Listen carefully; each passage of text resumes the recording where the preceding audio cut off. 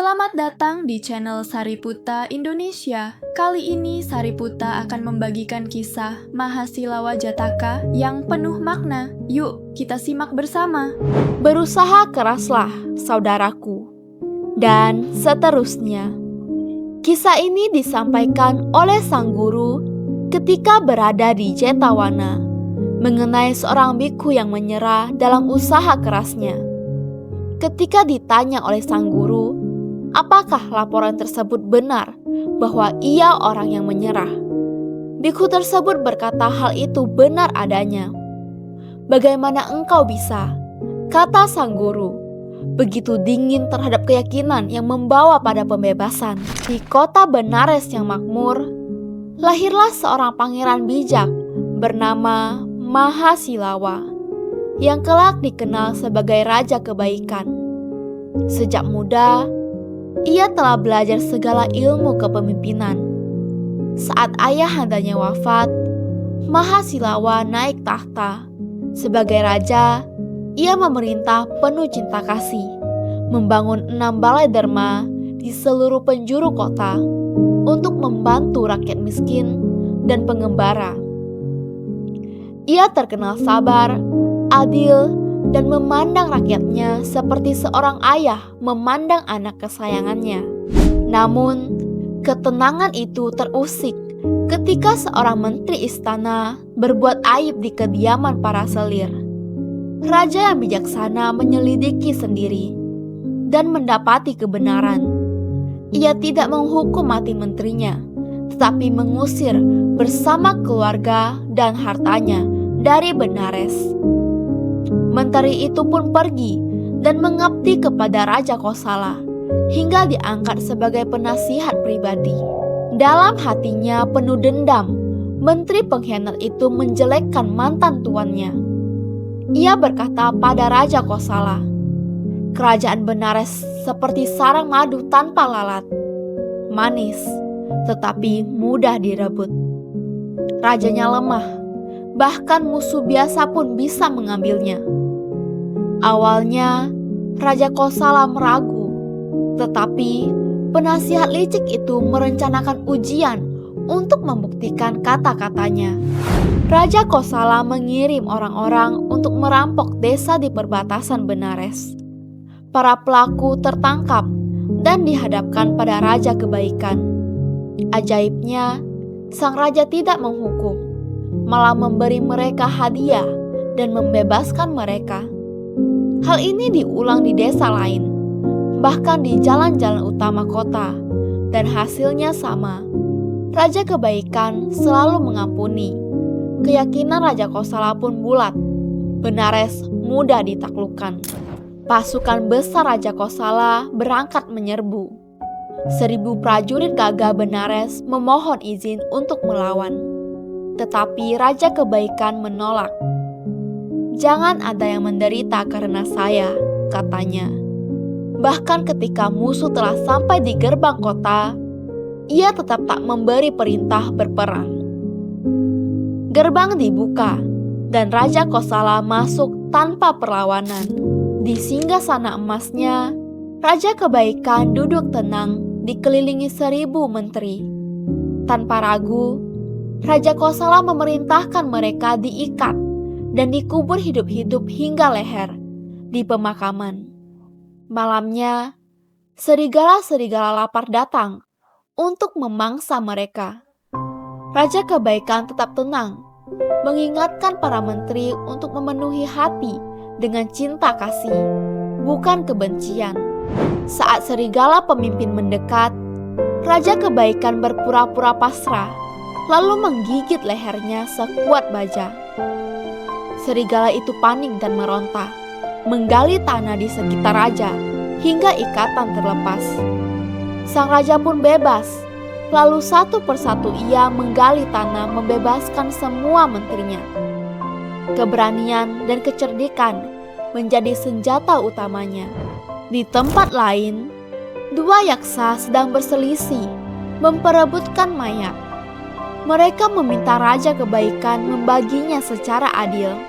Sebagai imbalan, mereka memandikan dan memakaikan pakaian mewah pada sang raja, memberinya makanan lezat, dan bahkan mengambilkan pedang milik Raja Kosala.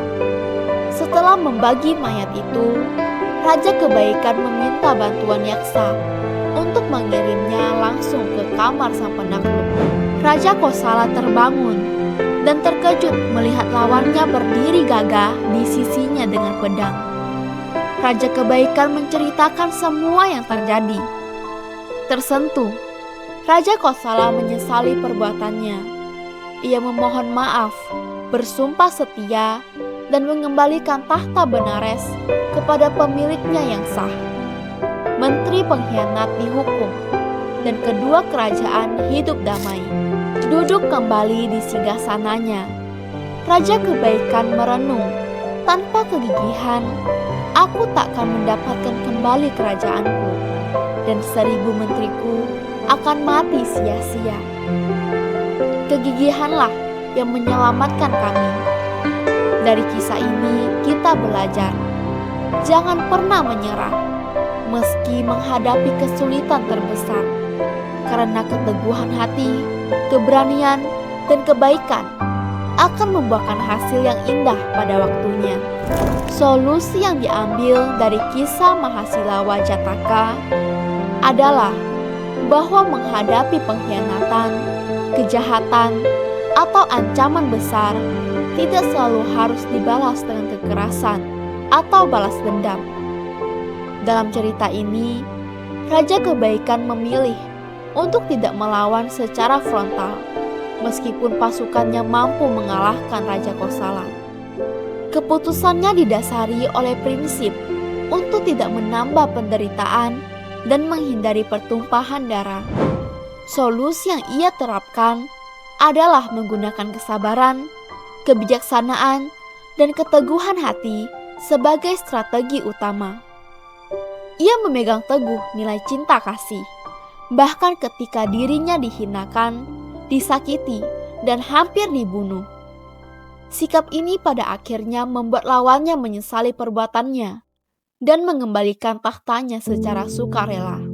Artinya, solusi yang paling efektif terkadang bukanlah konfrontasi langsung, melainkan mempertahankan prinsip kebenaran, bersabar dalam penderitaan, dan memanfaatkan kesempatan yang muncul.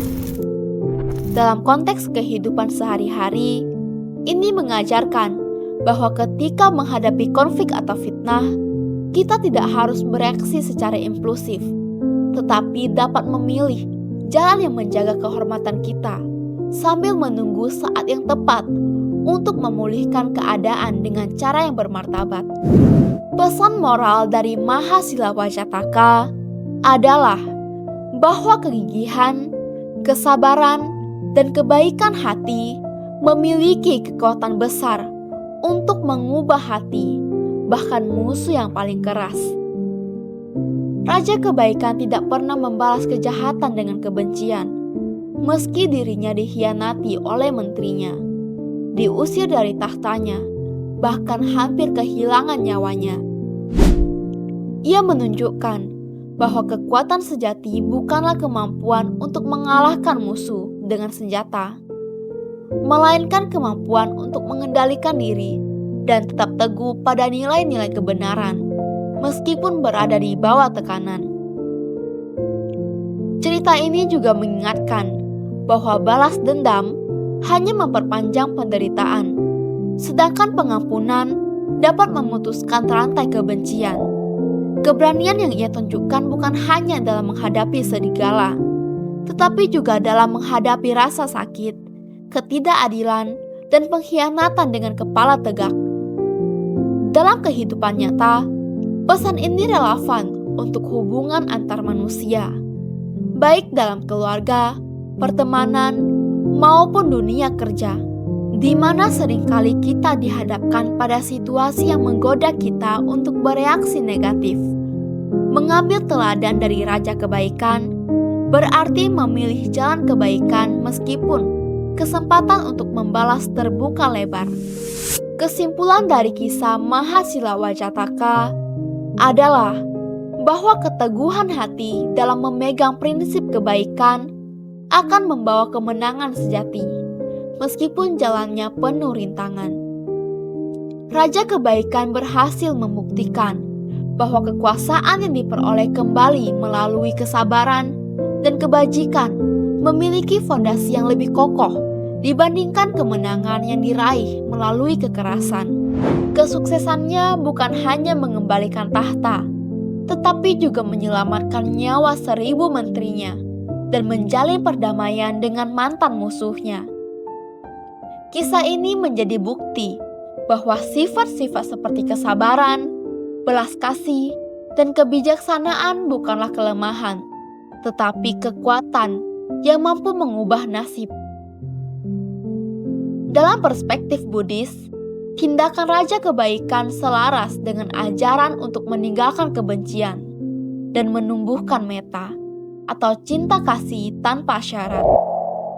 Pada akhirnya, cerita ini mengajarkan bahwa dalam hidup, ujian terbesar bukanlah bagaimana kita mengalahkan orang lain, tetapi bagaimana kita mengalahkan amarah dan ego kita sendiri. Siapapun yang mampu melakukannya akan meraih kedamaian dan kehormatan yang jauh lebih berharga daripada sekedar kemenangan duniawi. Terima kasih telah menonton video ini. Jangan lupa like, komen, share, dan subscribe video ini untuk mendukung perkembangan channel Sariputta Indonesia.